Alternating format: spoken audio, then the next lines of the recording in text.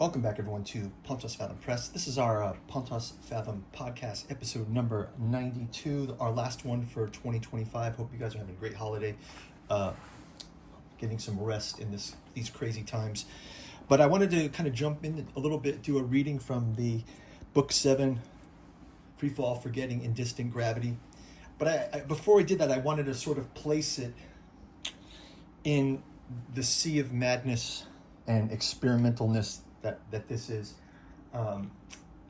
just to kind of give you guys a bit of framework of what sort of this project is about and like what it is and what it isn't. I was thinking a lot of how does one write something like how do you write the unwritable or something like this, or how do you write something that how do you make confusion, but if you over-explain it, you've already led people somewhere. And if you just infer something, people can make what they want, right? So think of it kind of like shorthand between a husband and wife, right? Or like friends who know a secret way of talking about something, or they have a code word for something, right? In a way, and also I think from software, being a software guy from a career, I also think a little bit about how is something an instantiation, right? So I think a lot of people probably think of a book as something for the reader. And I kind of wanted to rethink a lot of what a book is, and to make it more about an instantiation of something, right? Because, for example, we've had a podcast in the past where we've talked a little bit about, let's talk about the influences, right? Let's talk about influences before we go into anything, right? So, for example, let's talk about one influence. Obviously, this is the Alchemical Courtship in the Dreamlands, influenced by H.P. Lovecraft, right? So, influences. What was great about Lovecraft was, and a lot of you have commented, a lot of the people who come from the occult and esoteric side of things, you comment a bit about, doesn't Lovecraft kind of muddy the waters? But what I think is great about Lovecraft, it's the very muddying of the waters that I find most interesting, right? So I think it's sort of like, here, I'll give you an example. Most of you won't get it, but I'll get it out there on tape. We'll get it on tape just to illustrate my point. So here we go. So got a book here about Nietzsche, okay? This is volumes 3 and 4 of Martin Heidegger's book on Nietzsche. All right, and this one has got the volume 4 is called Nihilism, and volume 2 is called Will to Power and Knowledge. So this is Heidegger writing about Nietzsche. It's really about Heidegger, this book, right? So you think it's a Nietzsche book, but when you read it, it's more of like Heidegger trying to find a system within the work of Nietzsche, okay? But in the very act of him trying to recast Nietzsche, in let's say the Dreamlands version, in Heidegger's Dreamlands version, Nietzsche is more like a unconscious dump of his own ideas of what Nietzsche means to him, all right? So, for example, I've got two other props here, books as props, right? I've got George Bataille's book on Nietzsche, and then I've got Gilles Deleuze's book, Nietzsche and Philosophy. This is very much a book about Deleuze. This is very much a Bataillean expression, but they're inspired by Nietzsche, right? And so much like Lovecraft's inspirations, in the end, you know what these books are really about? The translators. This is Hugh Tomlinson. This is David Farrell Krell. This is introduction by Sylvie Lottinger, but I think it's translated by Bruce Boone. So I think even in the end, are we even with Bataille, Deleuze, and Heidegger here? We're mostly with their translators. So I just bring this up to say, it's good to kind of, how does one capture that in a text, okay? So that's my idea one. I mean, some things, for example, if you were to say what are the influences of the alchemical, well, maybe we'll go into what is this alchemical courtship we've talked about it a lot on the channel, but obviously this is the 7th book of our Alchemical Courtship in the Dreamlands. It's volume 7, the Freeall Forgetting and Distant Gravity, part 1. Part 2 will be coming out next year, but it's really the final caps of the first trilogy, which is Aim, Aimless, Hopes, Home, and Stubborn Devotions, all taking place in a different Lovecraft city. So the idea here is, how do you mix Jung, Dreamlands with Lovecraft, throw in a little Robert W. Chambers. So then we have the second trilogy: Beloved, Believe, Bedale, Regret, Redemption, Resurrection, Fireborn, Ironbound, Ironborn, and now we're capping off the saga, right? So a little bit of framework, right? But what are the influences that get us here? Obviously, we talked about Lovecraft, and this book, Freeall Forgetting, will be a lot about Azathoth. But I'd also say, for example, we're going to have Jung's Mysterium Conjunctionis. We're going to have Philip K. Dick's Exegesis, and maybe even a little bit of good measure, Edgar Rice Burroughs' John Carter of Mars, right? So the kind of here is, so let's try to figure out, let's make a book that's like an AI, okay? Let's just imagine our book is, imagine my brain is kind of like an AI, okay? And so these are things that have been poured into my brain. And then you say, okay, well, how do we get these out of your brain? Well, one of the biggest influences I liked, and I always thought it was gimmicky, but I always liked House of Leaves, right? House of Leaves has all the gimmicks, but at the same time, it's an instantiation of something that's telling some kind of a story, right? And I kind of liked the idea of something that tells a strange story, but it's also a bit of art. It's a bit of what it is, right? And you kind of can enjoy it or not. I mean, I remember my first idea of reading it was, oh, it's like a bunch of unfinished books mashed up. But then you realize, oh, it's also an instantiation of something that has an editorial legacy, right? And I think that this instantiation idea is quite important when we're looking at things. And I also think that, for example, the idea is something as ephemeral as Lovecraft's Dreamlands. How do we take something that's how do we take something that regenerates itself every night when everyone dreams, but make it a continuity, right? How do we construct this kind of Gnostic cathedral? Or another way of saying it, and I think this is where Philip K. Dick kind of comes in, and even Burroughs. I mean, sorry, not Burroughs. But Burroughs is Edgar Rice Burroughs is also fun because it's kind of like a childhood thing. But Lovecraft is not an occultist, and yet he's tapped into occult.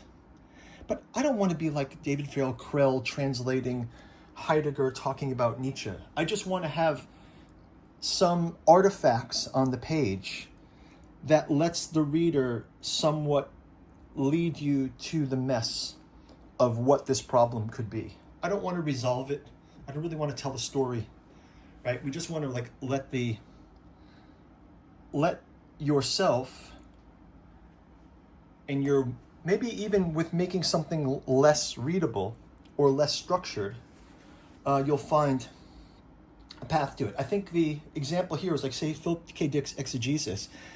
When you look at it in the form of this book, it's more like Dick's readings, Dick's notes on Gnosticism, Christianity, these metaphysics, the history of the Roman Empire, the kind of like retracing concepts that lead him in the direction of the world as a simulation.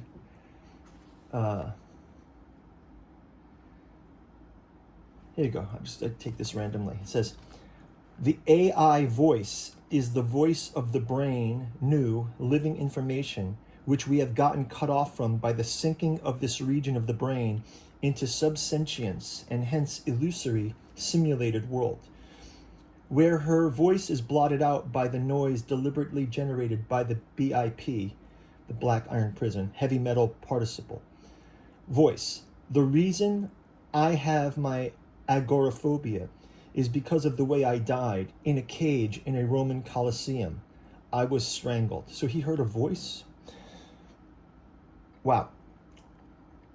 Yeah, so that's what it is, right? You just kind of put it out there. There's a Jung here too. It says, the original biological principle that ontogeny recapitulates phylogeny has received very wide psychological extension in psychoanalysis. Most recently, Carl Jung has identified his doctrine of the collective unconscious with that of the microcosm containing the archetypes of all ideas.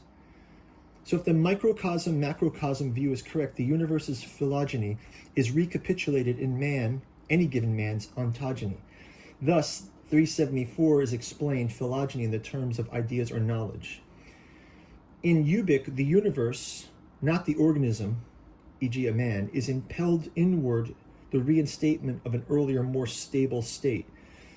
Like Freud says this about us humans, I may be the first person to perceive in or consign to the macrocosm of its phylogenic recapitulation and regression due to thanatos or strife or destructiveness, versus Empedocles and Freud. Right, so I think, wow, right? But at the same time, Dick kind of parsed this and created some of his novels out of this. Like, I think if you look at Valis, you look at Timothy Archer, the Stigmata, they're pretty much this. It's just they make characters say these things, and he somehow pieces it together, but it's more like an instantiation of a broken mirror, like a shattered mirror, that he's kind of placing the pages between two stiffer pages and binding it. And there you've got your spell book, sort of like the instantiation of the spell book, right? So even where someone like Lovecraft doesn't believe in the occult, if we look at our Cat 2 journals, for example, Pontos Fathom Press's Cat 2 journals, it's very much of this tradition. How do we stitch together the Lovecraftian intersection with the occult possibilities? That's all it is. So when you look through this, it's not necessarily a fiction, although I kind of like to call this book, it's a non-fiction book in a fictional world. It's a non-fiction book of some fictional world, but it's sort of how it's popped out into our world, right? That's the idea. It's kind of like the best you could describe it as like a horrible sales pitch, right? But the idea is, how does one create the nonfiction of a fictional world? So you think of it as a show Bible, maybe, right? The show Bible would be like you have a series and they write out all the characters and all those interactions. And then you close that book, like Jodorowsky's Dune book. He's got that giant book that he made for his planned Dune film. So for example, if we talk about the idea of the King in Yellow, as opposed to Lovecraft, I like to think of the King in Yellow as a foil to Lovecraft, but also an inspiration of Lovecraft. So if you look at our inclusion of this thread of the King in Yellow, right? This King in Yellow is just the book of Chambers' short stories in which he alludes to the King in Yellow. He alludes to Hastur, and yet it's never really spelled out. But the madness that the play, The King in Yellow, kind of gives us, I think if you try to analyze it too much, you end up in the David Farrell Krell world. You end up in the world of like Heidegger on Nietzsche, translated by David Farrell Krell. I'm sure that there's people out there that can do that.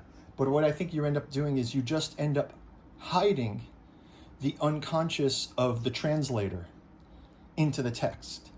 What I'd like to do is I'd like to take the reader and the writer totally out of the picture and just put a mashup down in the binding. So right, we have the King in Yellow, we have the follow-up volume. I got some bad critique on this on Amazon. Someone really didn't like this book because they said it's just like a mashup. It's exactly just a mashup, right? So the idea is, could we put together a series of contents that leads you around the possibilities and then let any realization not happen in the book but happen in your brain, which is exactly what reading The King in Yellow was like. So this is what the Lost Carcosa Yellow Sign book is about. And I think Balsamo's book, The Hermeticism of Hastur, is again taking these works and then trying to evoke not a nonfiction book, but it's trying to create the spectrum of a fictional nonfiction or the nonfiction of a fictional world, something like that. And then instantiate it here in our world. So we just have this as an example. And that's what the whole series does. And I think in a similar way that these books play out and then play a role in the Katu journals, I think that the alchemical courtship books will take the concept of Azathoth, Balsamo's Azathoth, right?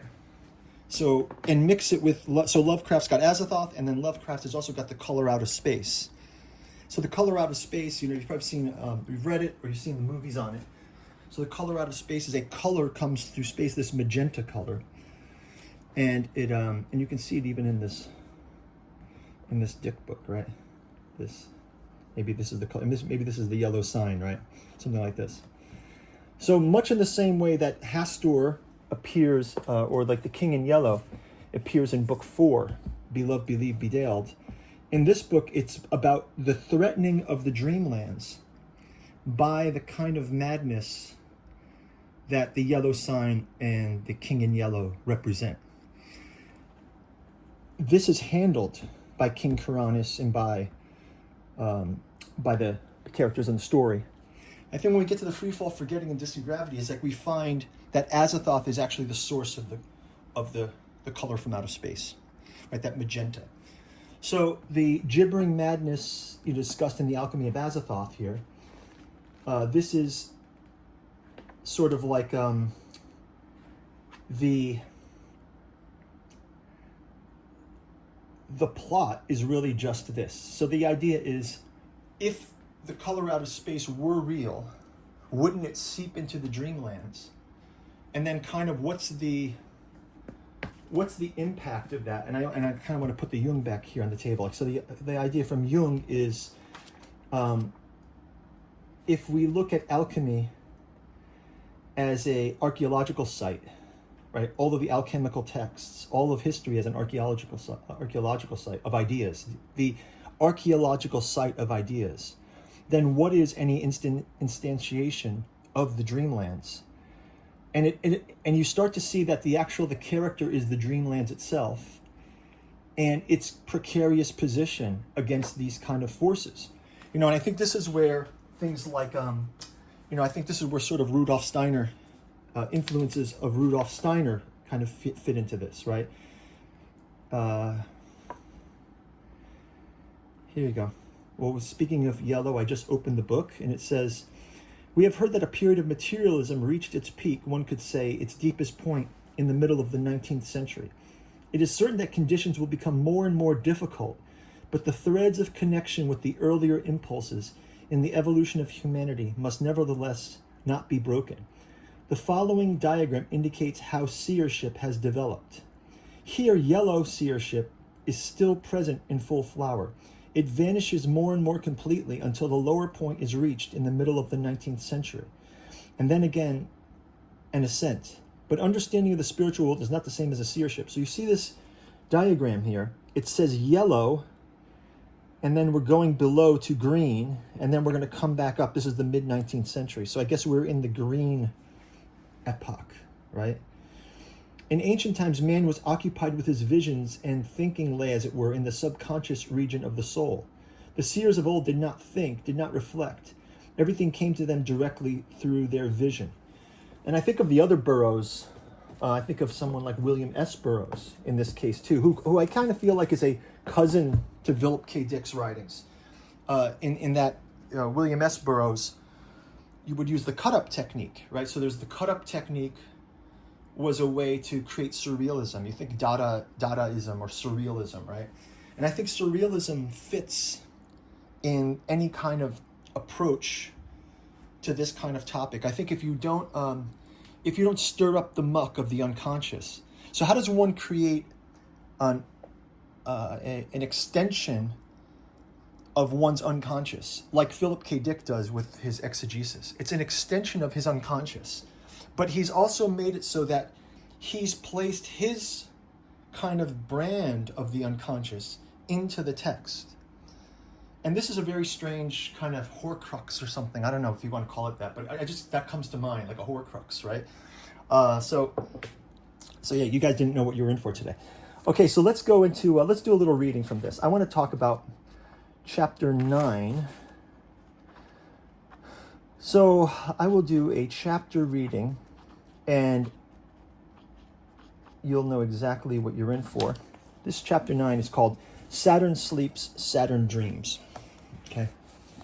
And it's got a quote from the Pentateuch manuscripts. It says, across the Dreamlands, the cults of Saturn moved with a purpose they did not fully comprehend, but which had been set into motion long before their own individual existences had begun.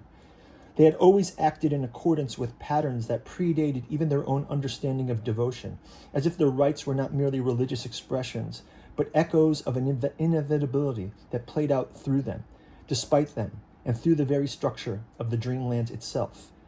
Their processions through the cities of the unending were not spontaneous. Every movement, every step, each unspoken prayer had been inscribed upon the fabric of reality itself. The cults of Saturn never needed to be taught their rituals, for they were not acts of worship, but manifestations of his fall, as if time itself had allowed its own fraying edges to ripple backwards into history, creating these enactments as preemptive reflections of the regression that had not yet occurred, but was already happening. Pentateuch manuscripts. Okay, Dalathleen had become more than a city. It was the weight of finality itself pressed upon the architecture of the Dreamlands, a place where time no longer moved in the erratic, shifting tides of mortal perception, but instead settled into something monolithic, absolute, a gravity that pulled all thought towards its inevitable resolution. The walls of the Saturnia Regna were not mere stone, but the inscriptions of a thought so vast it had already defined its own permanence. The iron pantheon of Dalathleen stood at its heart, its towers black with the sheen of unbreakable geometry, each edifice a manifestation of a law older than law, a structure written not in construction but in decree.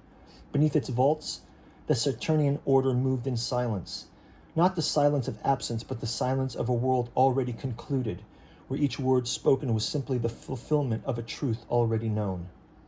The priests did not pray, for prayer implied uncertainty. Instead, they wrote through the glyphs they inscribed upon the obsidian slabs of the grand hall, which were not creations but recollections, fragments of a doctrine that had never needed to be invented, because it had always been true. These sigils did not glow, they did not pulse with the raw theurgy of divine command, for there was no need for spectacle in the Saturnia Regna. What had been written was written, and what had been built was already standing, and what had been decided had already occurred. And outside the Pantheon, in the streets and avenues that stretched toward the outer gates, the people of Dalathleen did not dream. The Dreamlands had always been shaped by thought, molded by the subconscious tides of the sleepers beyond, but within the Saturnia Regna, that malleability had been anchored, fixed, collapsed into certainty. There were no stray wanderers here, no shifting alleyways that twisted upon their own impossible geometries. The streets did not move, because movement required the possibility of change, and Saturnia Regna had been perfected. Even the air carried the weight of Saturn's dominion, not heavy, not oppressive, but final, and those who walked beneath the black banners of the Iron Pantheon did so in the awareness that the end of history had already been written. And yet in the temples beyond the great square, in the halls where the faithful gathered, not to seek, but to remember, a procession was already underway, not of sorrow, not of exaltation, but of conclusion. Saturn, retreating into the sanctum at the heart of his regnum, did not watch as a king might watch his subjects. He did not brood as a warlord might brood over the fates of his conquest. And he did not govern as a ruler might, but rather withdrew as a force, withdrawing into the marrow of things. His contemplation not idle, not passive, but tectonic, the slow rearrangement of all thought into patterns older than language, more fundamental than history, a meditation that resonated not outward but inward, drawing all things into its orbit, compressing all possibilities into the inevitability of his gravity. The Crimson Princess, standing at the periphery of this deep and quiet withdrawal, felt the weight of it in ways that could not be named, ways that did not yet surface in the world of action or decision, but trembled beneath the skin of the Dreamlands, not yet manifest but already real. And in the world beyond Saturn's meditative descent, in the cities of dreamers, in madmen, poets, thieves, merchants, seers, the cults moved, not as storms to erase the contours of land, not as armies to reshape the streets of the geometry of their faith, not as conquerors leaving in ruin their wake, but as a tide that did not force itself upon the world. It did not demand, it did not break, but merely arrived. And in arriving was already inside, already interwoven, already a presence so absolute that to notice it was already to have been altered by it. To have that thought upon it already, to have become part of it, is to have doubted that it was already have spoken in its name, in the silent language that all things now spoke without knowing. And in Celiphaeus, where the scent of opium and the whispers of dreamers drifted like incense through the night markets, where the violet domes gleamed under the moon, that was not always the same from one night to the next, and where the court of King Kuranes still believed itself sovereign over the tides of visions and madness, the Saturnian cults moved through the arcades and the galleries like forgotten echoes of something the city had once known had chosen to forget. Their presence not loud, not overt, but unmistakable. Their rituals neither secretive nor advertised. Their influence neither aggressive nor subtle, but simply there, as though it had always been, as though the city itself had merely been waiting to reorganize what had already been written in its stones. Here they practiced the Saturnine liturgy of the echoing name, a prayer without sound, a devotion without scripture, a recursion that did not require a voice to be spoken, nor a tongue to be understood, a silent resonance that passed through the air like the final vibrations of a bell long after it had been faded, a whisper that was not heard but known. The merchants of Celiphaeus, those who once traded in rare perfumes and impossible silks, now traded in things they did not fully understand. Fragments of old iron, glass that had been buried so long it had become something other than glass, inks that did not dry in the ordinary fashion. They waited. They bided their time before settling their mark, as if they too were listening for something. The artists who had once painted visions of the waking world now painted things they did not remember dreaming, forms they could not explain, figures whose presence lingered even when the canvas was blank, as if the very space between the strokes of the brush containing a meaning waiting to be deciphered. And in Ulthor, where the great cats still ruled and where no man dared harm them, the cult did not defy the city's unwritten law, did not so much as touch a single strand of fur upon the creatures that prowled its rooftops and alleys, for they moved along with the reverence so perfect that the felines themselves did not shy from the presence, as if sensing in them not a threat, not an interloper, but an inevitability, an element of the world that could no more be denied than the moon or the tide. Here the cultists of Saturn gathered in the spaces between spaces, not in temples, not in open procession, but in the forgotten corners of courtyards where the ivy grew too thick to be tended, in the hollows of trees where roots twisted into shapes that suggested glyphs not yet deciphered, in the silent intersections of old roads where no footsteps ever seemed to linger long. Their ritual was the unspeaking vigil, a watch kept not for anything, not against anything, but simply as a stillness, a suspension of time that seeped into the city itself. That slowed the pace of its markets by fractions of a breath. That stilted the wind from movements so brief they could not be felt, never measured.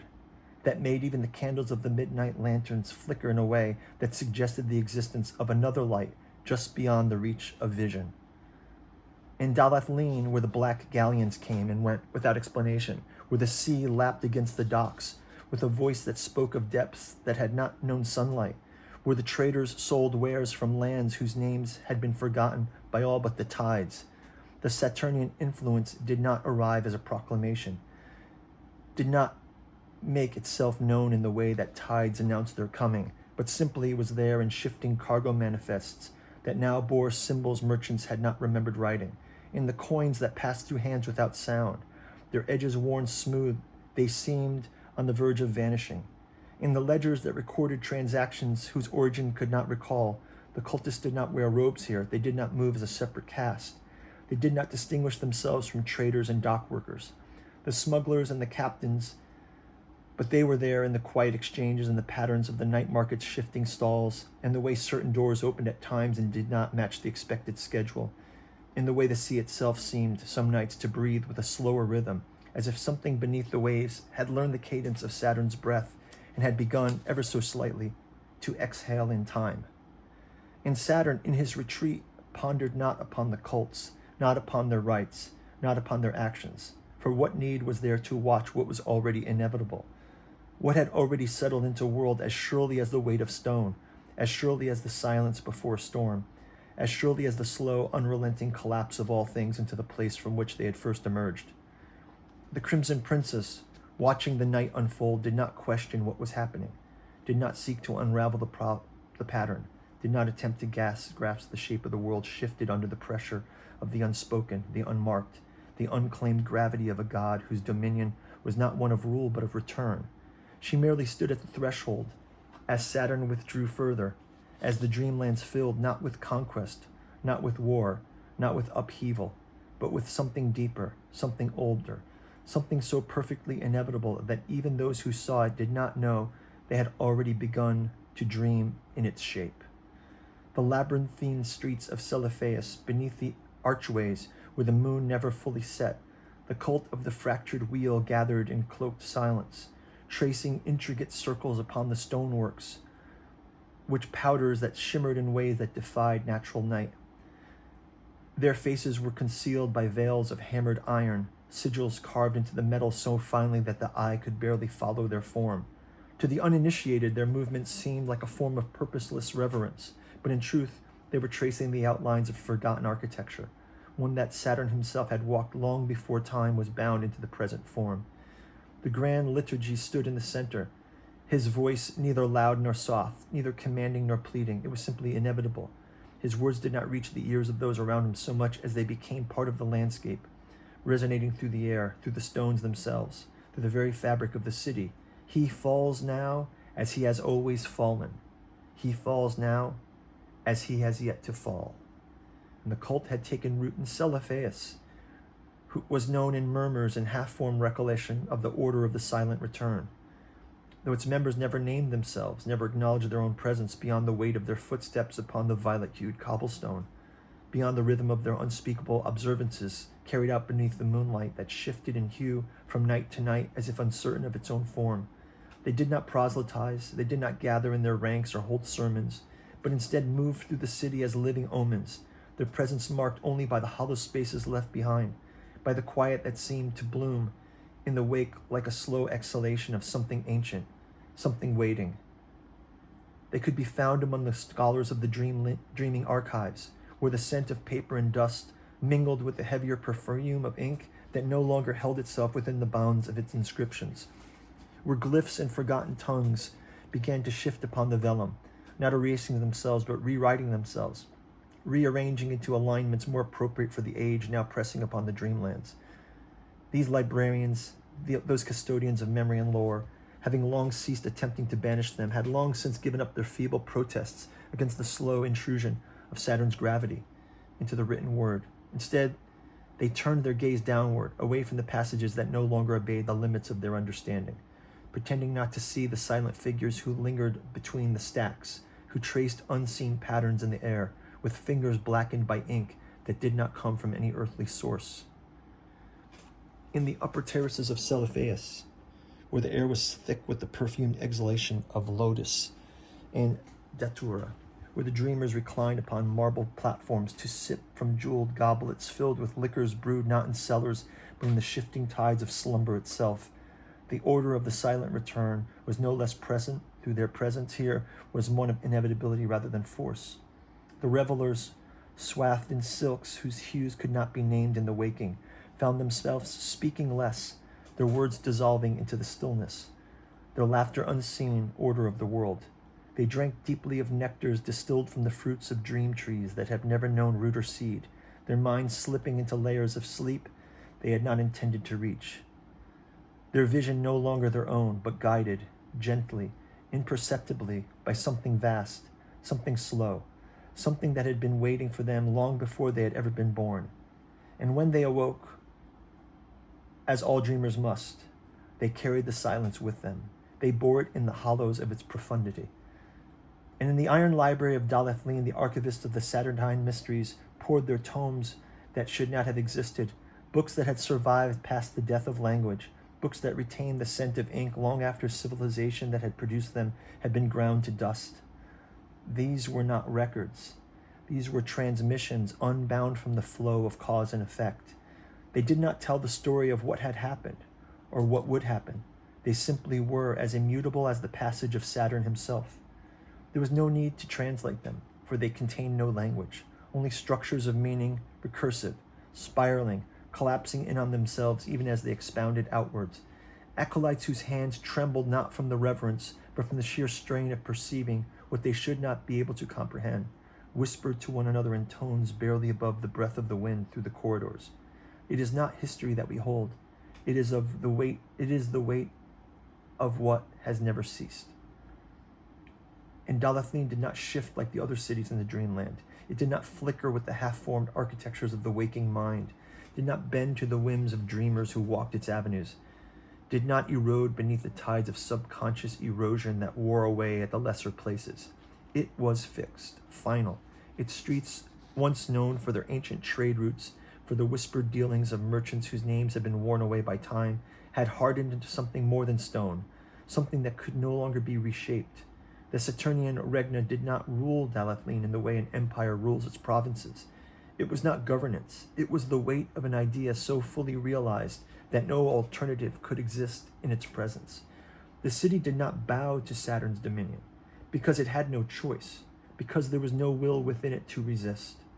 Dalathlin had simply ceased to be anything but itself, had settled into a single, perfect state of already having been conquered, as though the moment of its subjugation had been written to the deep history of its foundations long before Saturn's presence had even darkened its walls.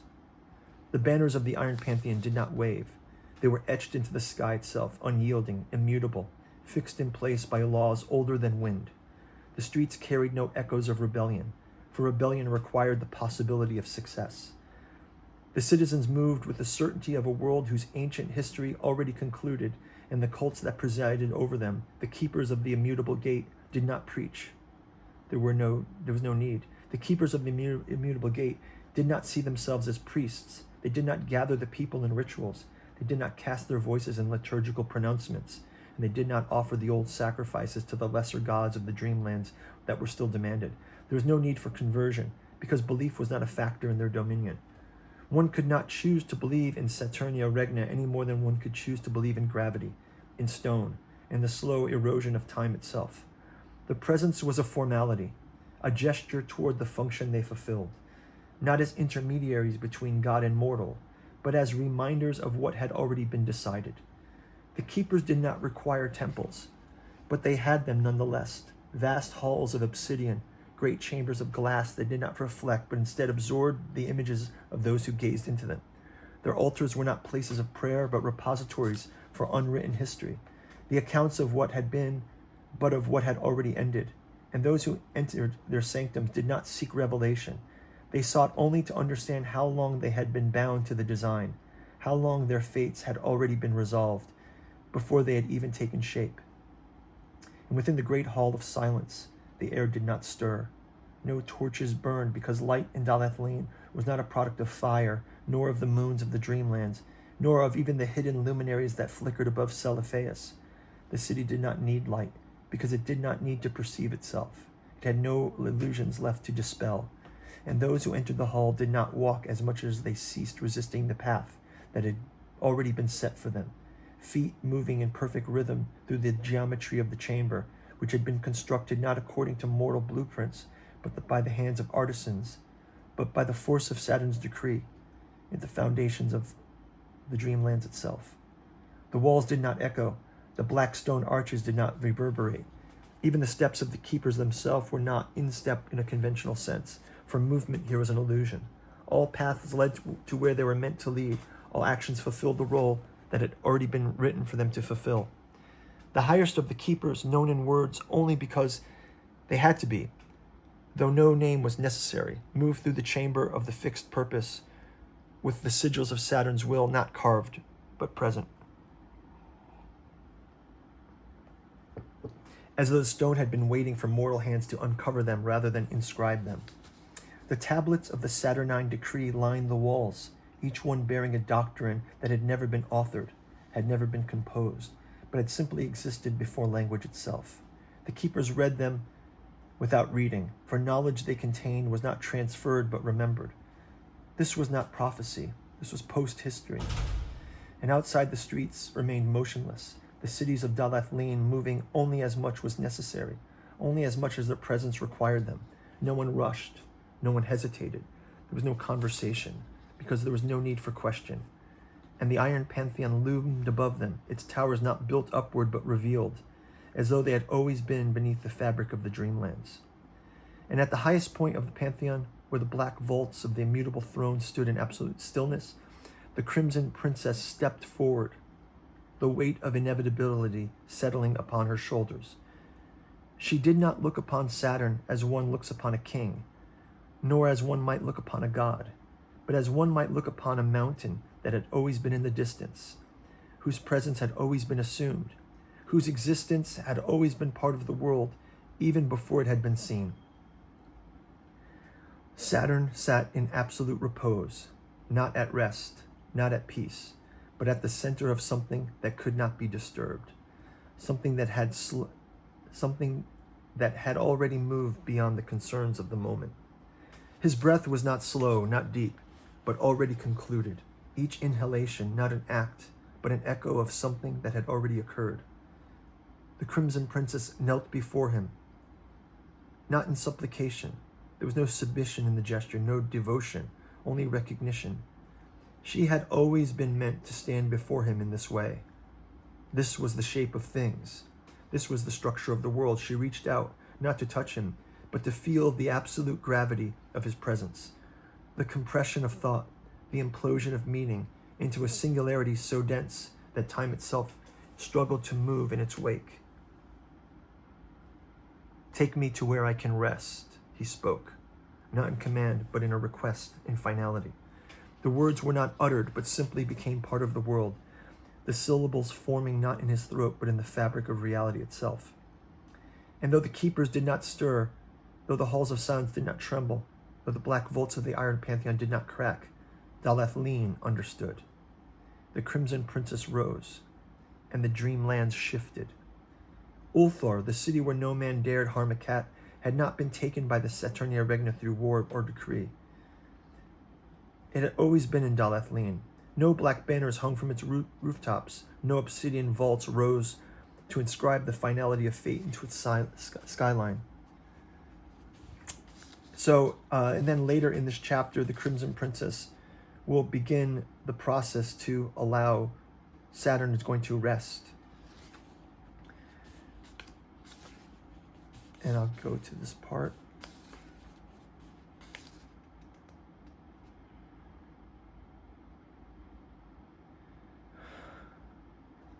Saturn did not pause. He stepped forward. She placed her hand upon the iron doors.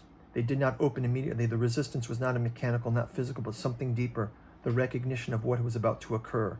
The Pantheon had never been closed to him before, and yet, for the briefest moment, it hesitated, as though acknowledging that to allow him entry was not to return to governance, not to resume the cycle of rule and dominion, not to descend, to fall, to pass into the silence that had always been waiting for him. Saturn did not pause. He stepped forward, and at the gates, knowing what must be done, the gates parted to receive him. And in the deepest sanctums of the cults of the unshaped, beneath the blackened spires of the city that had no name, the final rite began. The high oracle, whose face was never seen, whose voice had never been recorded, raised her hands to the sky. The air shuddered, though no wind blew.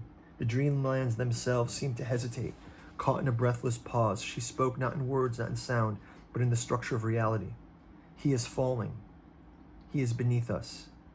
The flaw reveals itself.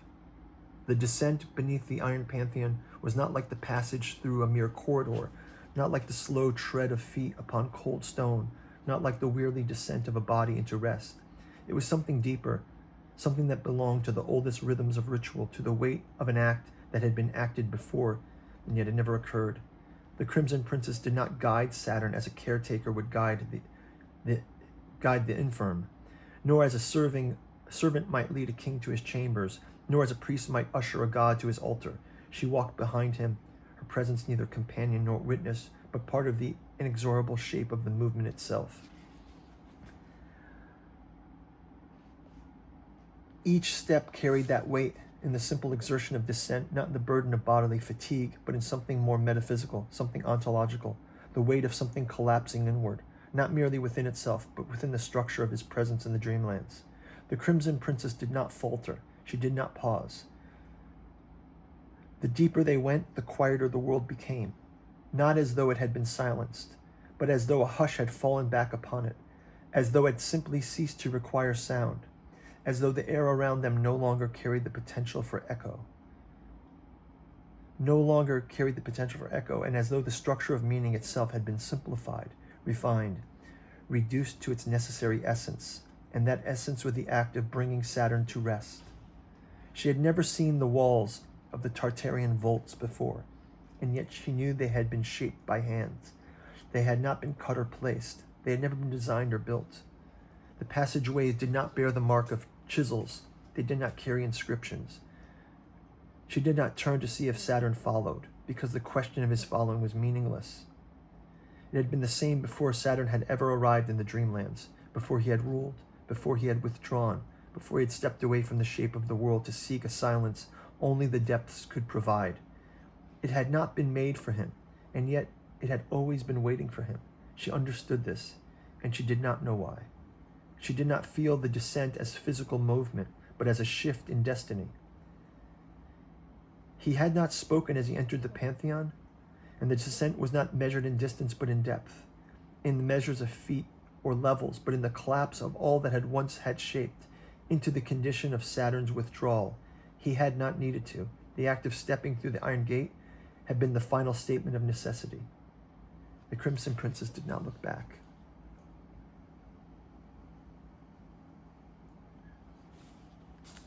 It was not a descent into ruin. This was not the collapse of a god. This was not the end of his dominion. This was something else, something deeper, something that had never happened. And Saturn followed, not because he chose to, because there was no other place for him to be. And beneath the iron dome of Dalathlene, beneath the unmovable foundations of the Pantheon that loomed above the city, beneath even the vaults where the decrees of the immutable had been inscribed into slabs of stone, there were deeper places, places that did not belong to history, places that did not belong to architecture because they had never been constructed, places that did not belong to the Dreamlands because they existed before the Dreamlands had taken form, before the great cities had risen in the shifting tides of thought, before the mythologies of the waking minds had begun to crystallize into the landscapes of structures that the dreamers now walked, unaware that beneath their feet lay something that was simply old, not simply ancient, but precedent, something that had been there before the Dreamlands were capable of reorganizing what had always been beneath them, a presence that has no name, no myth, no invocation. It would be to impose something upon it, to shape it, and the Tartarian vaults had never been shaped. They had never been built. They had never been designed or mapped or measured, never entered with intention or discovered by accident. For discovery implies something previously unknown, something hidden but still belonging to the possibility of being found. The vaults were not hidden, they were not buried, they were not lost, they were simply there, not waiting, not concealed, but beyond the very notion of recognition. Existing in a way that a foundation exists beneath a great weight, in the way that the concept of depth must exist before anything can be called shallow, in the way that absence must be acknowledged before one can name what is present. And so they remained not secret, but unapproachable, not forbidden, but untouched, not beyond reach, but beyond the idea of anything above them could reach downward, a presence at the bottom of all things, unseen not because it had been obscured, but because to see it was not a possibility, that had ever been granted to the Dreamlands above. Even the Iron Pantheon, that immovable edifice whose spires stretched toward the sky like the last frozen motion of an era unwilling to pass into forgetfulness, whose walls bore the weight of every decree that had ever been written but never questioned, whose halls contained the silent authority of Saturn's dominion in forms more absolute than mere rulership, had not been built to contain the vaults, had not been raised upon them as a foundation, had not anchored itself into them, but had simply settled above them, as all things eventually did, as if the city, the laws, the pantheon itself were merely a layer that had been placed upon something deeper, something more fundamental, something that had never required acknowledgement to exert its influence upon all things above. The vaults had no entrance because they did not need one.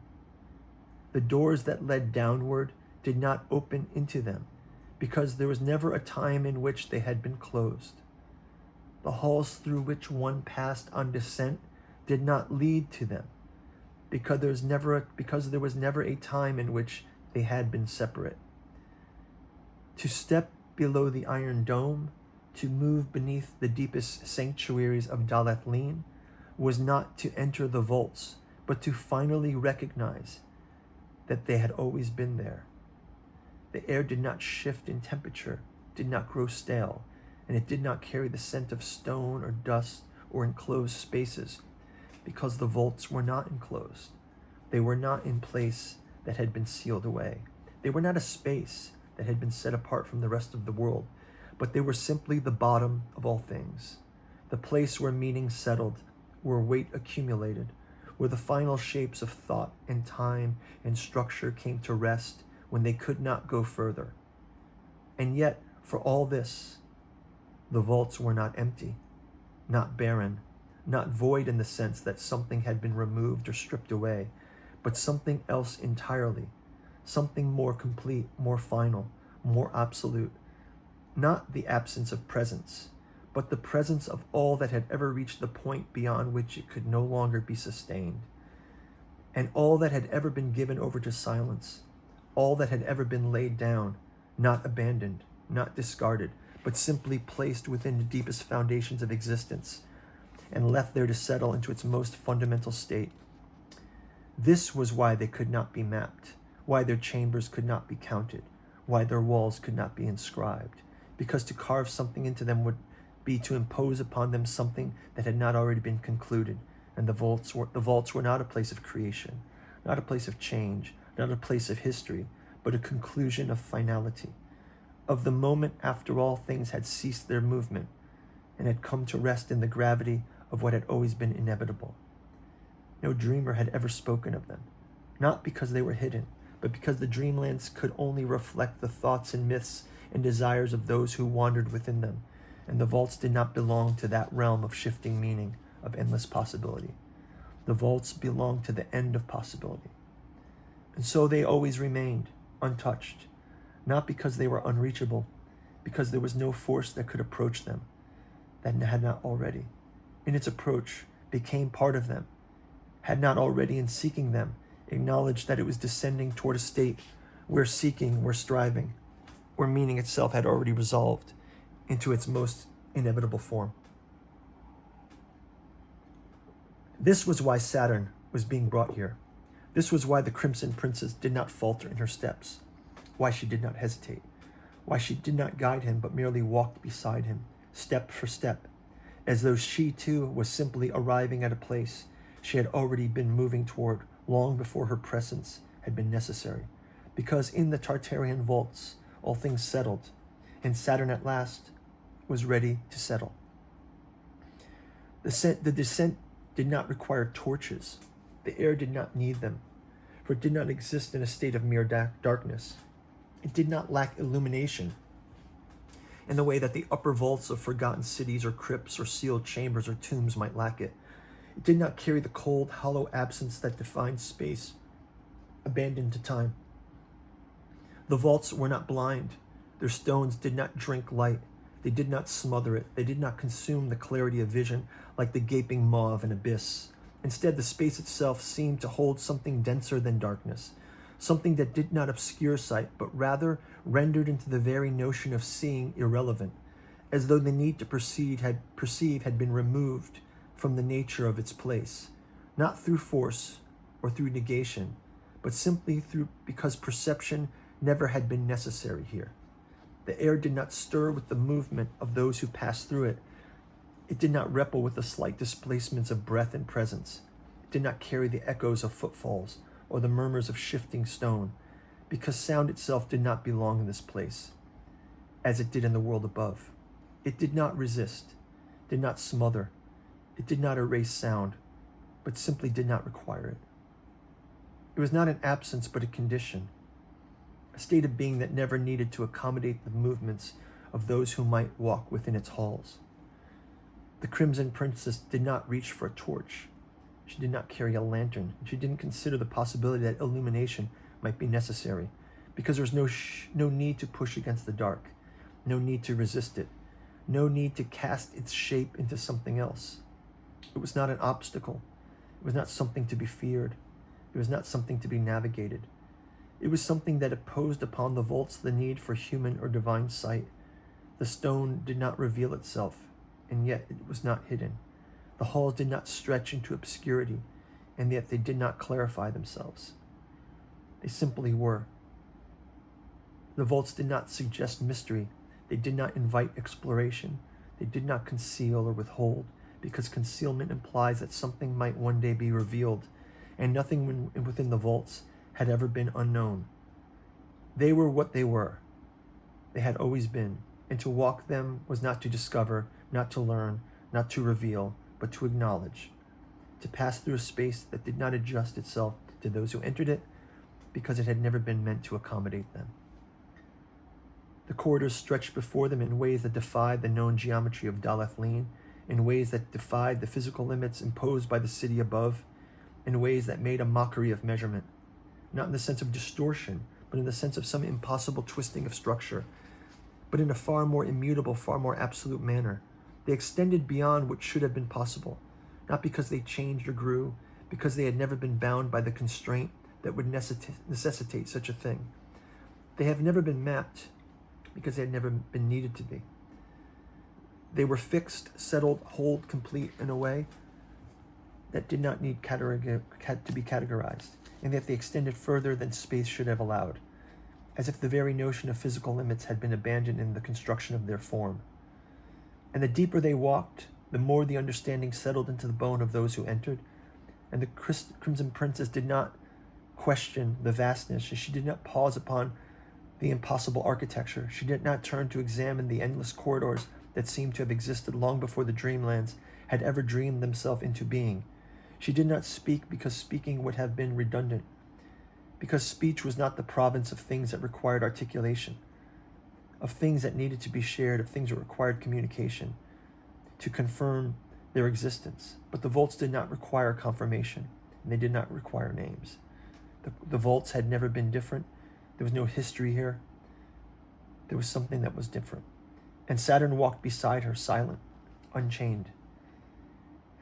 His steps no heavier than they had been before, his form no more burdened, his breath no more labored, and yet the weight of him had deepened, as though his very presence was pressing downward, collapsing inward, as though the shape of him was aligning itself within the depth of the vaults, as though something within him was ceasing to be separate from the space around him. His presence did not alter the vaults, but neither did the vaults alter him, because he belonged here in the same way they had always belonged to themselves. The corridors stretched, the galleries widened, the shrines stood unmoving, and yet nothing changed, because nothing here ever needed to change. She took him past the first altars, stone slabs unmarked by time, their surfaces smooth not from the hand of a sculptor, but from the weight of ages pressing upon them, bearing not the marks of chisels, not the reverence of priests, not the weight of human devotion, but the deeper, heavier burden of something older than devotion itself, something that did not require worship, did not require recognition, did not require sacrifice, because it was already complete, already whole, settled into the final shape of itself. The air around them did not stir, did not carry the scent of incense, or the stale breath of forgotten sanctuaries. It carried only the presence of all that had ever been given over to silence, the accumulation of all moments that had ceased to move, the weight of decisions that had already been made, of cycles that had already closed, of names that had already been spoken for the last time. Nothing here required testimony. The walls did not bear inscriptions. The halls did not bear sigils. The vaults did not bear a history, because history was the province of things that changed, of things that moved, of things that still carried the burden of becoming.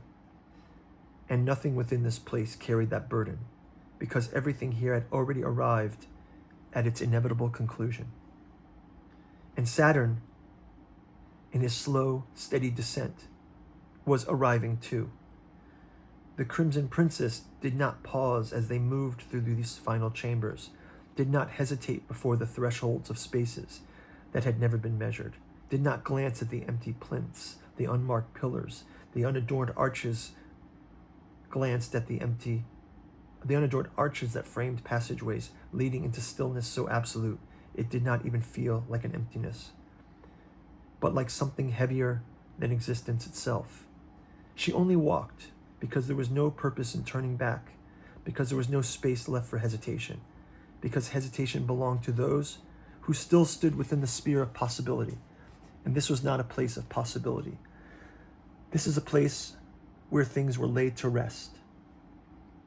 And at last she came to the place, the chamber without a name, the room without a function, the shrine without a god. It was not a tomb, though anything laid here would never rise again in the form it had once taken. It was not a bedchamber, though any who lay upon its dais would know only stillness, only quiet, only the absence of burden. It was not a temple, though it had the weight of something more sacred than worship, more final than divinity, more necessary than faith.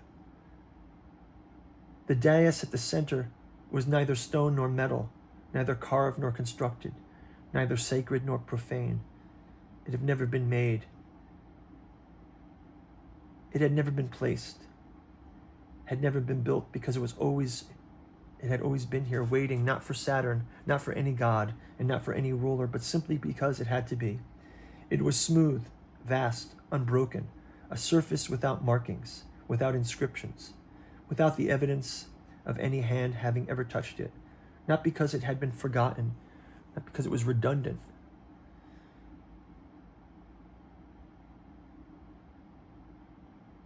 but because there is meaning itself. This is where he would rest, not because he had chosen to, not because he had been brought here, but because there was nowhere else left for him to go. She guided him forward step by step, though she did not lead him and did not support him. She did not offer him any gesture of comfort or farewell, because this was not an act of loss. It was not an act of surrender. It was not an act of departure. It was an act of inevitability. His body had not failed, had not stumbled, had not wavered under the weight of exhaustion or decay. And yet there was a gravity to him now, a deepening, a density, a slow collapse of presence into something heavier, something deeper, something that did not belong to the waking and to the dreamlands, or to the cycle of gods and rulers and myths and pantheons, but it belonged to something beneath all those things, something older than stories, something that had no name because it had never needed one. She did not lower him onto the dais like a mourner laying down a body. She did not place him upon it like a supplicant offering tribute. She did not present him like a priest delivering a god to his altar. She simply let him arrive, let him settle, let the weight of his own being bring him into alignment with the surface beneath him, as though his presence had never been separate from it, as though he had never been anything but was always meant to rest here. It was a simple act. The moment he touched the stone, the chamber breathed, not with sound, not with motion, but with an adjustment, a settling, a closing of something vast and unspoken. Stillness deepened, but it did not press down upon the space, did not smother it, did not silence it. because silence was not an absence here, it was not a negation, it was not an emptiness. It was a fullness, a completeness, the finality of something that had always been in motion, finally arriving at its last destination. The Crimson Princess stepped back. Though she did not leave, she did not break from the moment. She did not remove herself from the weight of what had just been completed. For a time, she only stood there. She did not watch, because watching implies a separation, implies an observer and an observed, implies that there was something to be witnessed, yet to be understood. But there was nothing left to understand. There was no prayer to be spoken, no invocation to be uttered, no final words to be whispered. She brought him to rest, not because it was her task, not because it was her duty, but because it was the shape of the moment, the necessary shape of things, the completion of something that had been set into motion long before either of them had been drawing breath. Saturn, beneath the Iron Pantheon, in the deepest places of the Dreamlands, in the stillness of the Tartarian vaults, closed his eyes and began to dream. Saturn sleeps, and in that sleep, the first falsehood himself begins to crack, because sleep is never stillness, because even with the illusion of rest, something is shifting, something is reconfiguring, something is already falling. Because Saturn does not dream as mortals dream, does not drift through the ephemeral and fleeting landscapes of forgotten memories and half-imagined recollections, does not move through the figments and fragments of his past as one might wander through the shifting corridors of an old house. He did not relive, he does not remember, he does not simply dream, because regression is not memory, regression is collapse. Regression is the dissolution of self, the unraveling of identity, the suffocation of everything that once held shape, the black gravity of a past that does not return gently, but devours, that does not reveal itself in glimpses, but in great shuddering inversions of reality, where what was and what is and what never should have been fuse into a singular, inescapable descent. The dream does not begin. It was already happening, had always been waiting, had always been folding beneath a thin layer of selfhood that Saturn had carried with him into the waking world, waiting for the moment to stretch open, to deepen, to consume. It does not introduce itself. There is no threshold, no soft emergence, no shift of one state into another. There is only the recognition that he is already within it, that the structures of his own being are already disassembling, that the laws which held the Iron Pantheon together, which held the very Dreamlands in order, which structured the cycles of recurrence and inevitability that had bound all things into place, have begun to fail. And failure is not gradual, it is immediate, it is absolute, it is irreversible. The first sensation of weightlessness, not the absence of gravity, but the sudden understanding that gravity itself is no longer singular, no longer stable, that there are multiple pulls, multiple forces, multiple directions, each exerting itself in contradiction, pulling at him not as a body, not as a form, but as something more fundamental. His myth fractures first, not the truth of himself, because there has never been a truth of Saturn, only interpretations, only names given to which should have been fixed. There are the first things to break. These are the first things to break. The statues of him, the monolithic representations of his face, his power, his image, they do not merely crumble. They do not merely collapse into ruin. They dissolve backward through time, unraveling through every stage of their veneration, peeling away like the discarded skins of a thing that was never whole to begin with. Layers of interpretation collapsing inward, revealing nothing beyond. The Greeks' vision of him as Kronos, the devourer of children, the father of the Olympians, the tyrant bound to the cyclical overthrow that defined the very architecture of the theology, disintegrates into dust, into the lies that shaped it, into the hollow edifice of fear that had always been in place upon the name. The Romans' vision of him, Saturnus, the golden one, lord of wealth, of harvest, of order, the bringer of Saturnalia's feast, the keeper of discipline and time, melts into the absurdity of its contradictions, into the broken shards of a mask that never fit his face. Even the Dreamlands vision of him, the Saturn of the Iron Pantheon, the still force of inevitability, the silent god of cycles, began to erode, because even this was not real. Even this was another layer over something deeper, something more terrible, something that could not have been spoken in the first place. And the weight of it, the collapse, the force of this undoing, did not simply shatter the dream. It pulls him downward, drags him into himself, into the strata of his own existence, into the substructures beneath the illusion of self. Because what is Saturn but a name? And what is a name but the first, most fragile attempt to oppose meaning on what should simply have never been contained? He is falling, but falling is too simple, too easy, too familiar. This is not a descent through space. This is not a movement through memory.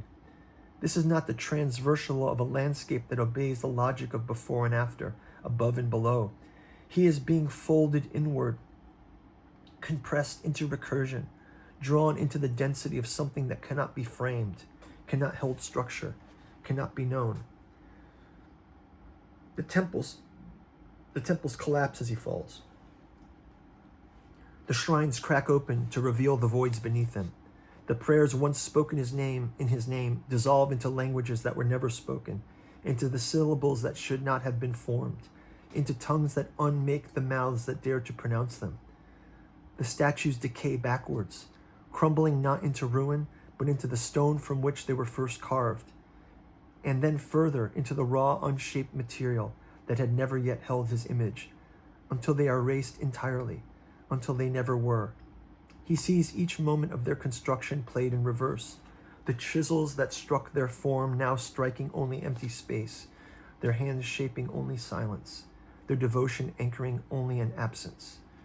The worship that built him was always misunderstanding, always interpretation, and always the attempt of something lesser to grasp something greater, to make something fixed from something that was never meant to be still. And now, that attempt is being undone. The regression is accelerating. This is only the first layer. This is only the first unraveling. He has passed through the loss of name, the loss of form, the loss of myth. That was never his myth to begin with. But beyond this, beneath even the concept of Saturn, there is something deeper, something older, something that has not yet broken, something that waits beneath the architecture of history, the architecture of history itself. Because Saturn was never merely a god. Saturn was never merely a king. Saturn was never merely a presence within time. He was something else before he was bound into the cycles of recurrence, something else before he became the axis of inevitability, something else before he was given a name, before he was given worship, before he was feared, before he was loved, before he was a necessity.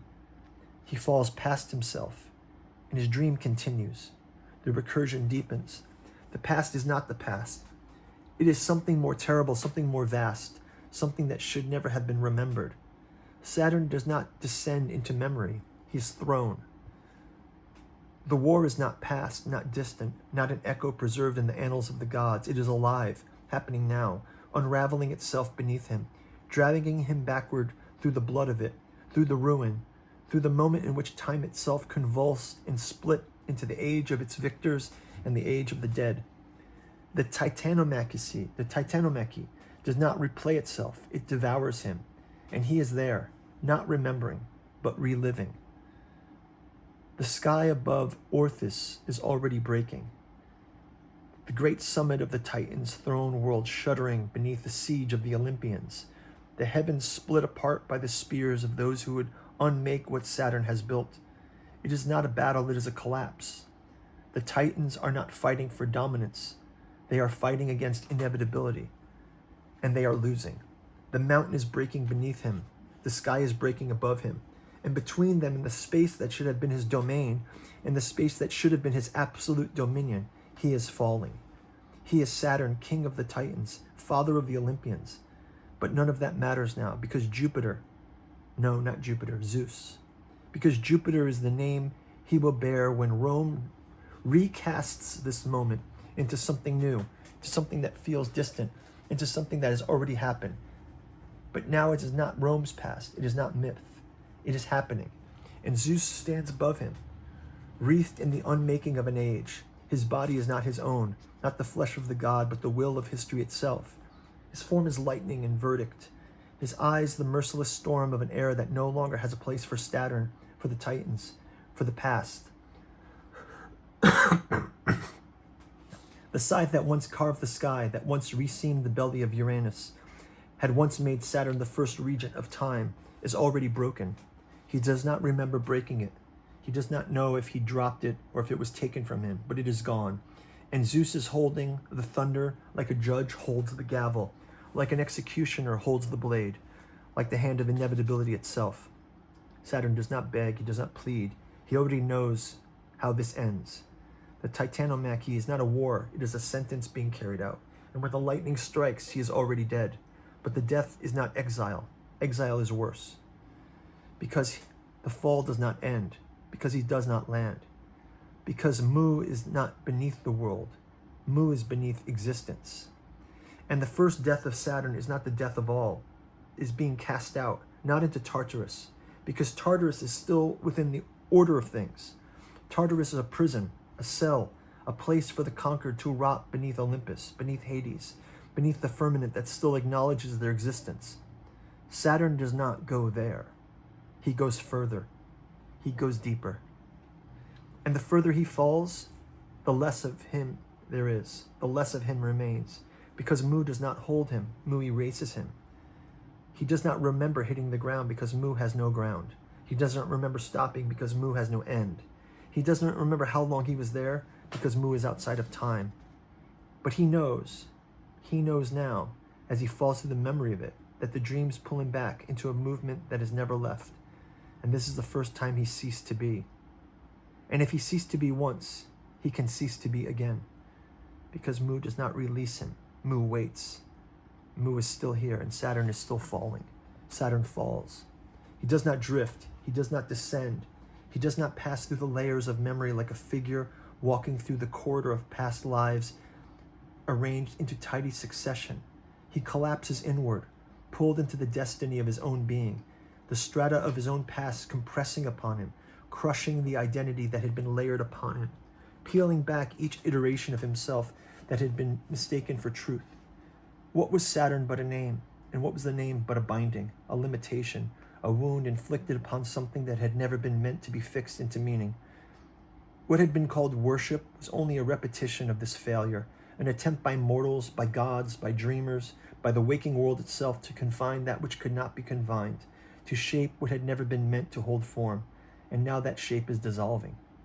He's fallen past the myth of himself, past the temples, past the statues, past the prayers, past the names that were never his. But there is more to lose. There is still structure. There is still something holding him in place, something resisting the collapse.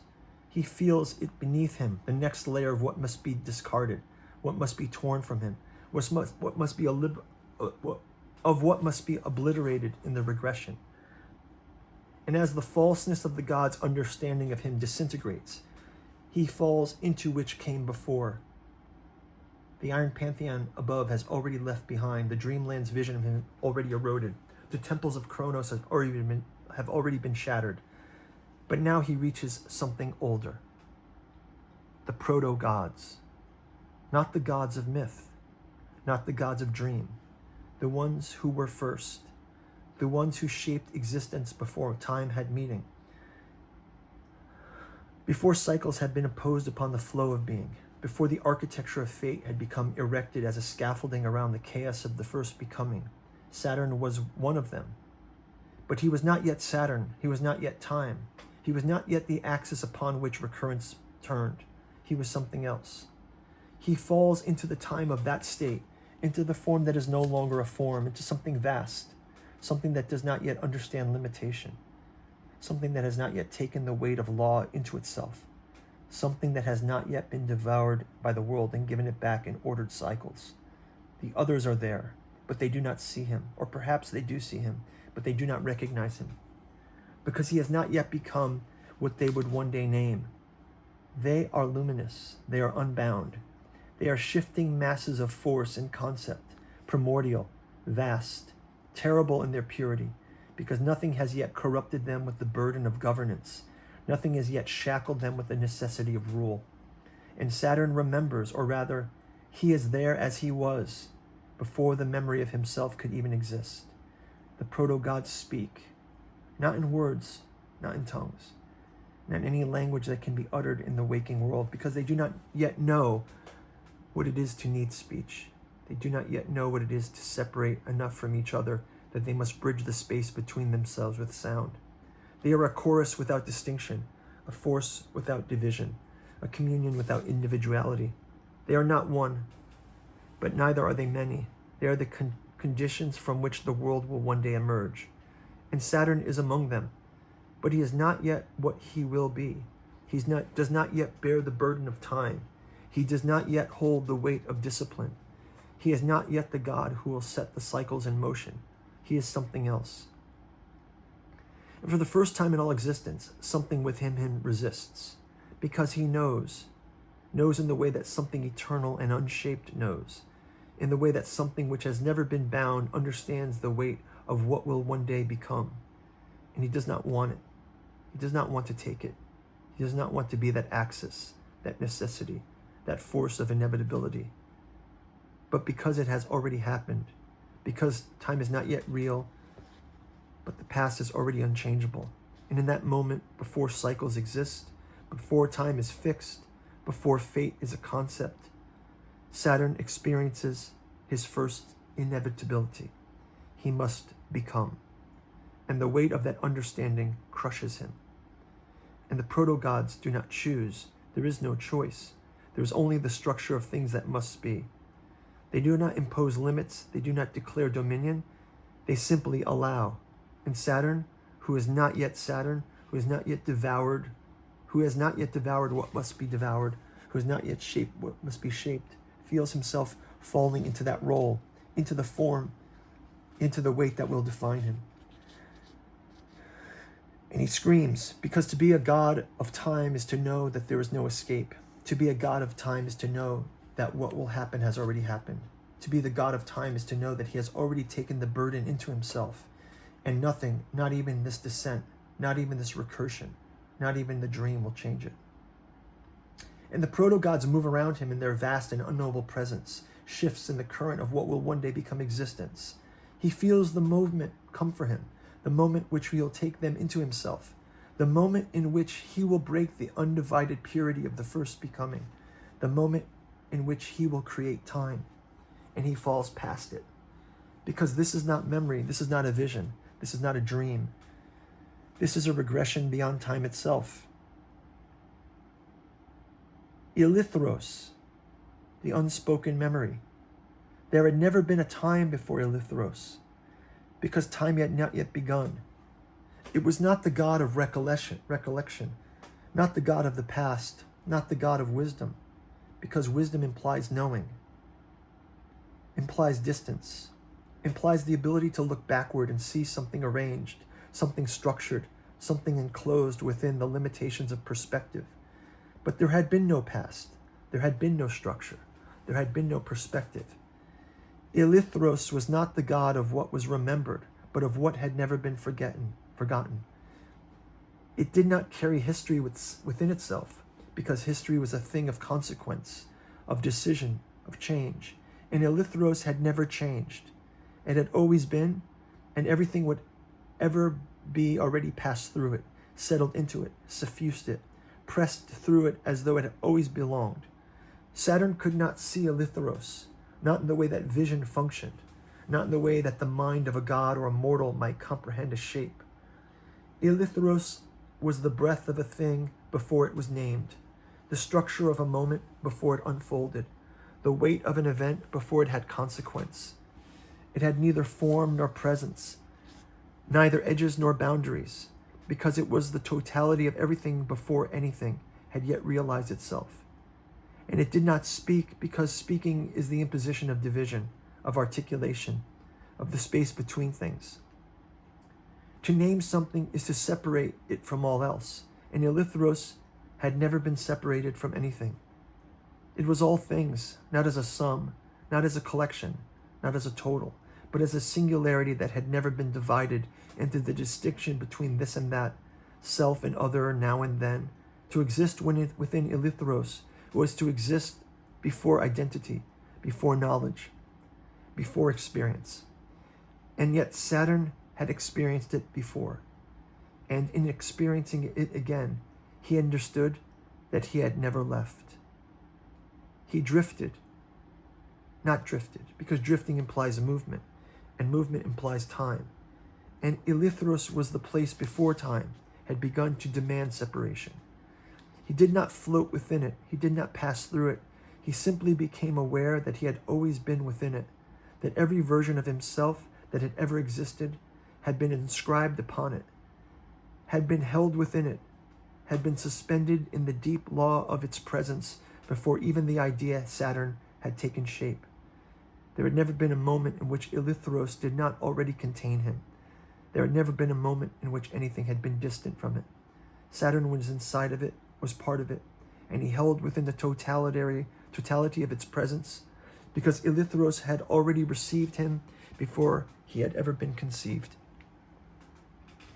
And it was speaking to him, not with words, not with language, not with the limited articulation of gods or mortals or dreamers or archons, but with the quiet absolute inevitability of something that had already happened, something that had already settled into place.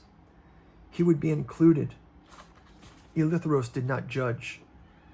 He had ever understood what would be included. Eleutheros did not intervene. Eleutheros did not impose. It simply held all things, and Saturn, in falling past it, realized that he had always held him. And so it had always known him.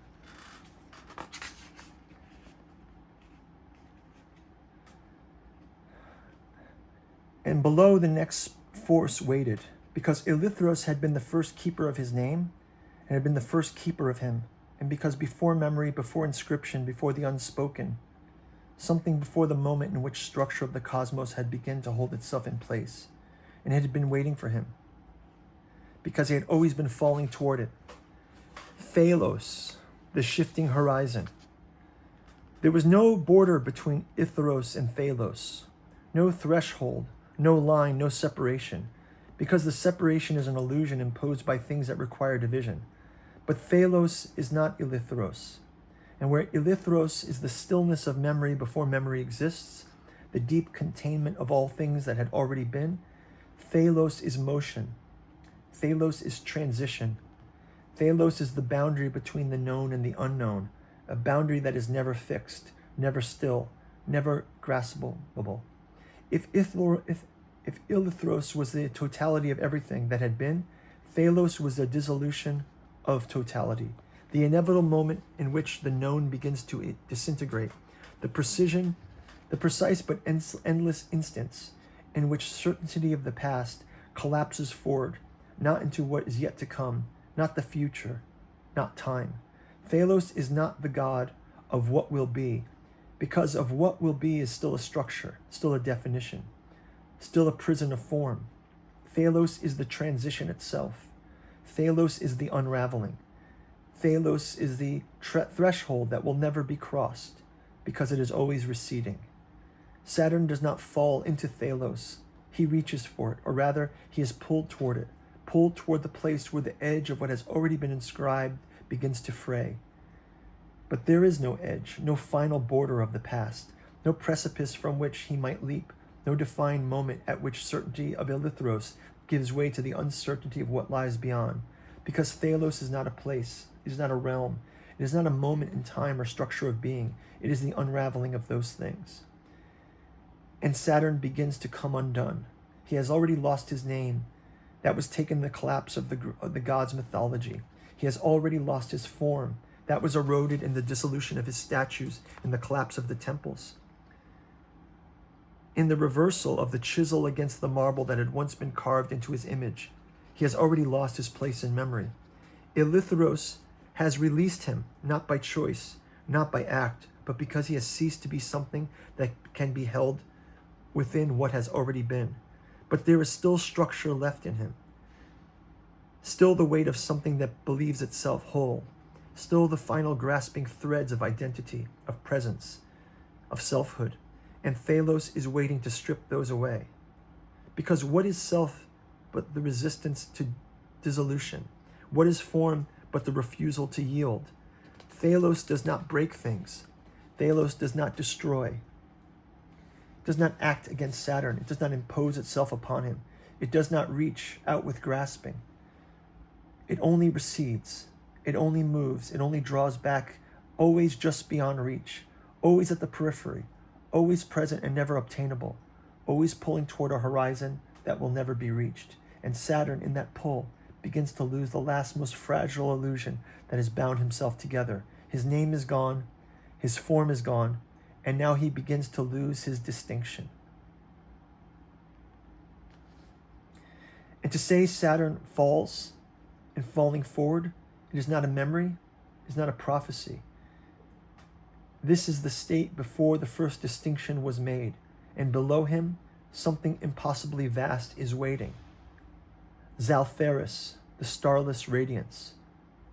There is no threshold to Zaltharis, no transition, no gradual entry, no border to be crossed, no passage to be marked, because passage implies distinction, and Zaltharis is the obliteration of all distinction. It is not before Thalos, nor after Thalos. It is not lower, it is not lower nor deeper nor beyond. It is simply where he is now. And to say that Saturn falls into Zaltharis is already a failure of language. To fall through is to move through a space. To enter is to imply an outside that is separate from an inside. But space is no longer real. Motion is no longer real. Time is no longer real. He does not fall, because falling requires a position to fall from and a position to fall toward. He has passed beyond the illusion of separation, and yet something remains, because Zaltharis is not void, not absence, not negation. These are concepts imposed by lesser minds trying to define what lies beyond the reach of their own being. Zaltharis is not darkness, it is not light, it is not the chasm of the bottom of his existence, because existence itself is still too much of a structure, still too much of an imposition, too much of a framework. To say that Saturn is now within it is a mistake, because Zaltharis has no within. And to say it contains him is another mistake, because Zaltharis does not hold. Zaltharis is an intensity, because to see requires contrast, to perceive requires a thing distinct from the background. There is no light in Zaltharis. There is no darkness in Zaltharis. There is only a brightness so total that it devours itself, a radiance so complete that it starves out the very conditions of sight, a place that is not light. And observers do not exist in Zaltharis, because observation is distance, because knowledge is difference, and yet Saturn is here. But what is Saturn? What is left of him now? His name is gone, that was destroyed in Eleutheros. His form is gone, that was unraveled in Thalos. His distinction is gone, that was dissolved in Zaltharis.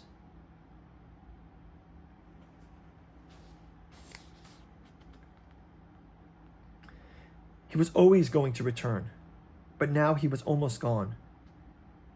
But something stops, something arrests the final destination, something holds him just before the last act of eradication. Because even beneath this, even beneath the radiance without stars, even the brightness that devours contrast, beneath the last boundary, there is no distinction left to erase. Something else is waiting. Not Eleutheros, not Thalos, not Zaltharis, something below them. Something that is not simply the obliteration of self, something that was never meant to be uncovered, and Saturn is falling toward it. Veileth, the inviolate form. Saturn is still falling, but falling no longer means movement, no longer implies direction. There's no distance between him and the thing that waits below, because distance requires position.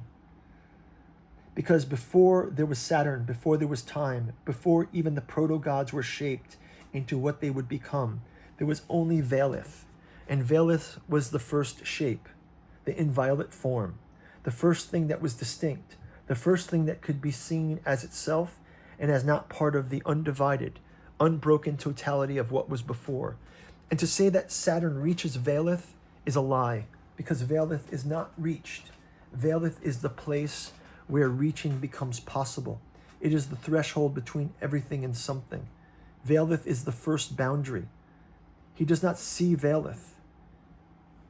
Velith is the moment in which something ceases to be singular, because it has been forced apart, because it simply begins to be many, because it has always been memory. And Saturn shatters, he multiplies. His body, or the last illusion of his body, the last weight of his form, the last residue of what might have been once him, does not erode. It does not turn into dust. It becomes infinite. It becomes limitless. It becomes 1,000,000 selves, each existing simultaneously, each distinct, each separate, each unreal. Because he was never one thing. He was always many.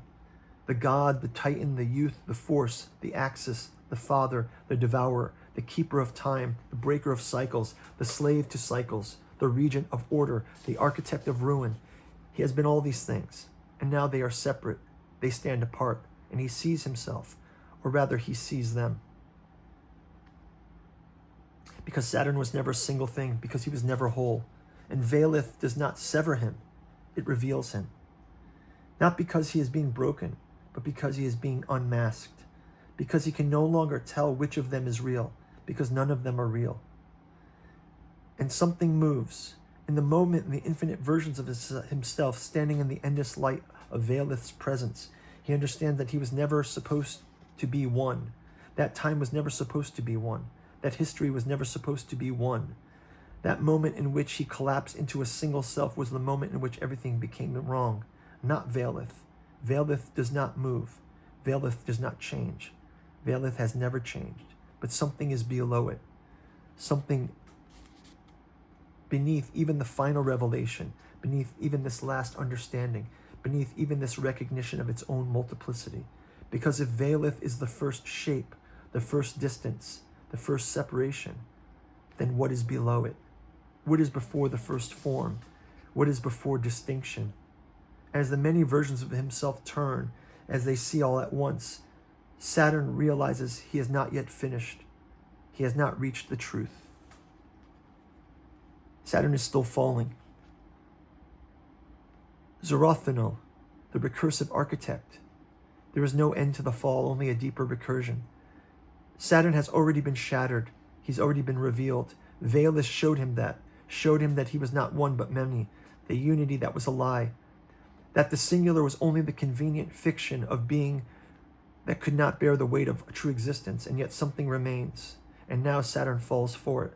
Because if Velith was the first distinction, if Velith was the first shape, the first difference, the first boundary that marked one thing ended, another began, then Zoroastrial was the first motion, the first pattern, the first repetition. Because existence was never still, because movement, the moment something could be distinct from what it was not, it could be made again, it could be traced, it could be mirrored. And that is what Zoroastrial is. Saturn does not fall into Zoroastrial, he falls through it. Zoroastrial is not a place, not a being, not a force. It is the first law. It's not the law of gods, not the law of fate. This law came before all of that. This is the law that allowed things to happen again, and Saturn sees it now. Not the vision, but a revelation. He sees himself not in reflection, because reflection requires division.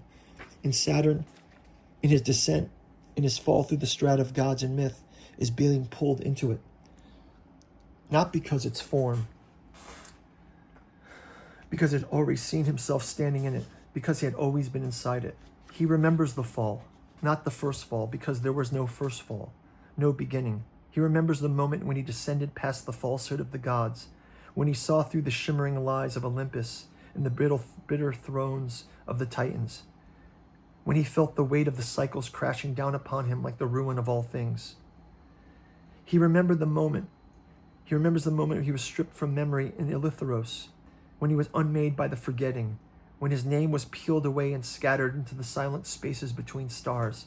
He remembers the moment when he was dissolved into the motion in Thalos, when his body became the movement of all things, when his very existence was bound to the currents of recurrence itself. He remembers the moment in which he was annihilated in Zaltheris, when he ceased to be light and shadow, when he no longer took shape, no longer being, but only a vibration trembling. He remembers the moment when he stood before him in Saturnalis Thralmorin, when he saw the perfect youth he once was, the radiant and untouched boy who had not yet been broken by necessity, who had not yet been crushed beneath the law of cycles, who had not yet seen the truth of what he'd become. He remembers the moment he was shattered into the multiplicity in Valenth, when he was no longer singular. And now he remembers that he has done all of this before. Zorethanol had already turned, because the wheel had already moved. And there was only one place left to fall, not backwards, not through memory, because it had always been allowed to exist, because it was not part of the law, and Saturn is falling into this. Because it was never meant to be happening once, and because it is never meant to happen again, and yet it is happening.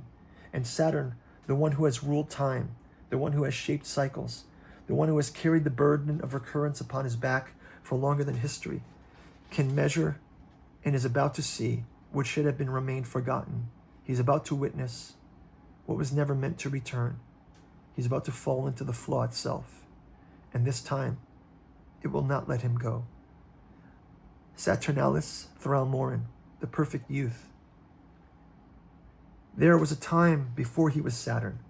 There was a time before he bore the burden of cycles, before his spine was made into the axis upon which recurrence turned, before his hands shaped time into the chains that would bind all existence, into the illusion of progress, into the repetition of cause and effect, into the cruel and unrelenting repetition that had defined him for so long. They had forgotten once that he had been anything else, and now he remembers. Because beneath Eleutheros, beneath Thalos, beneath even the devouring blind brightness of Zalatheris, there's something else. The boy he was, the perfect youth, the radiant child, Saturnalis Thralmorin, whose name had been erased not by time, not by history, but by the passing of ages, by the moment which he had become something else, something lesser, something bound, something necessary. Because before he was inevitable, before he was discipline, he was freedom. Before he was Saturn, he was Saturnalis. And Saturnalis had never known loss, and now he falls into himself. And the Saturnalis Thralmorin does not turn because he does not need to, because there is nothing beyond him. He does not speak because language is structure.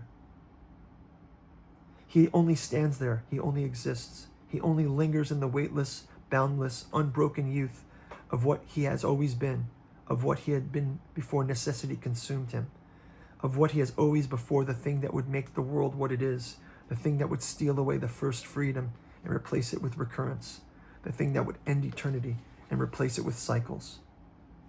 And Saturn, the fallen god, the one who ruled time, was outside of his prison. He wants to warn him. He wants to speak to him, but he cannot. Saturnalis Thralmorin does not see this because he has never needed to see this, because vision implies distance. And Saturn watches him, watches himself, watches what he once was and will never be again, watches the weightless, eternal, boundless existence of his youth, watches the way he does not yet understand burden, how he does not yet understand sorrow, how he does not understand the next step he takes will be the last step of his freedom, and that the next moment will be the last he is unshaped. There was a time before the end of the proto-gods, before the weight of necessity crushed the perfect youth into the shape of inevitability, before Saturnalis Thralmorin stepped forward from the radiance of the unshaped eternity and made himself into the axis upon which all things must turn.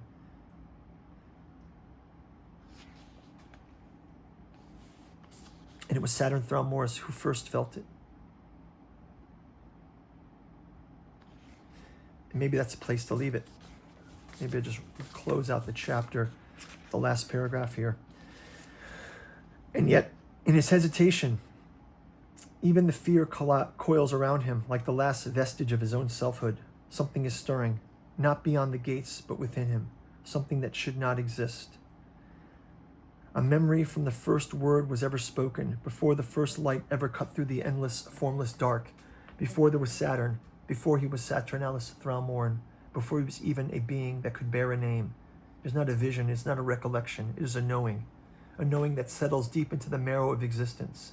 He realizes that the gates do not need to open, because Argatha is already inside of him, because he never truly was outside of it, because it was buried within him, because of the flaws of the cycle, the flaws of the simulation, the flaws have haunted his every regression, his every fall, his every moment of unraveling. It was a remnant of something older than time, older than the gods, older than the myths that built the foundations of the Dreamlands and the waking world alike. And for the first time, Saturn does not know what will happen next. I'll leave you with that. So hopefully you guys enjoyed it.